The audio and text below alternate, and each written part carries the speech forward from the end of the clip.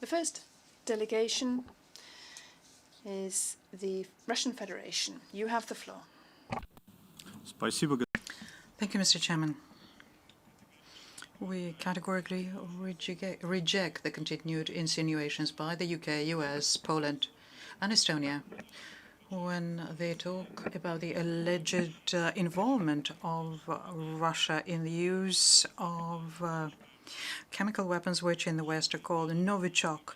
This is all very obvious when the two things are being connected. The Navalny story and the Skripal story are all parts of the same chain of the propaganda campaign. The goal here is to exert political and economic pressure on my country.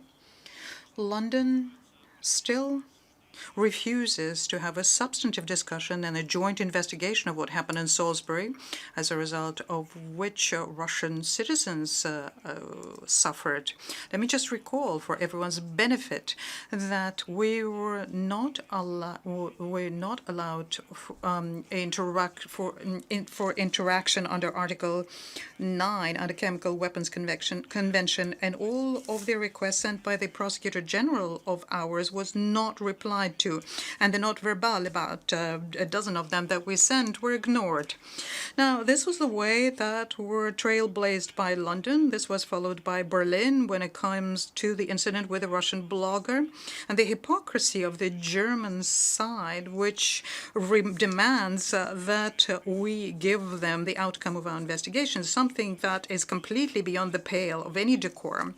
For the second year in a row, the authorities of Germany are concealing from Russia the facts that they have at their disposal. And the 8 appeals for the Prosecutor General to the Ministry of Justice of Germany were not replied in any substantive way. Germany refused to cooperate with Russia also within the provisions of the Chemical Weapons Convention organization.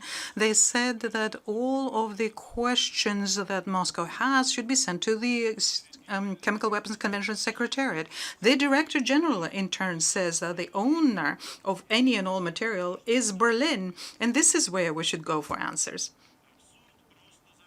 This is absurd, and to the extent that it's completely off the charts. All of those who call upon Russia to cooperate with OPCW in investigating what happened to Mr. Navalny, I would like to recall the facts for the benefit of all of you. A year ago, the Russian Federation turned to the Technical Secretariat of OPCW for technical assistance under Article 8 of the Convention. We never received such assistance.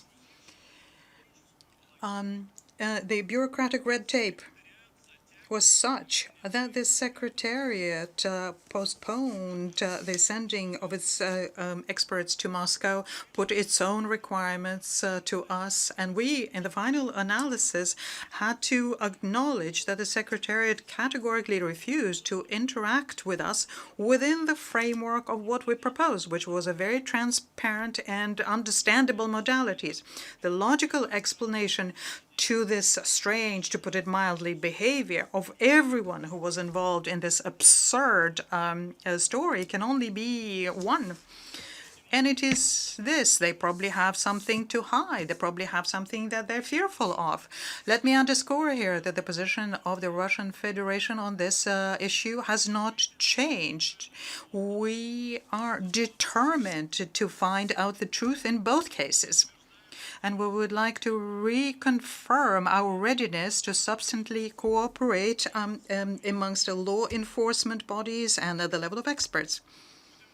And we will continue demanding that the authorities in the UK and Germany provide us with exhaustive official information, and also that they uphold their international legal obligations, including the ones that they have under the Chemical Weapons Convention. I thank you for your attention.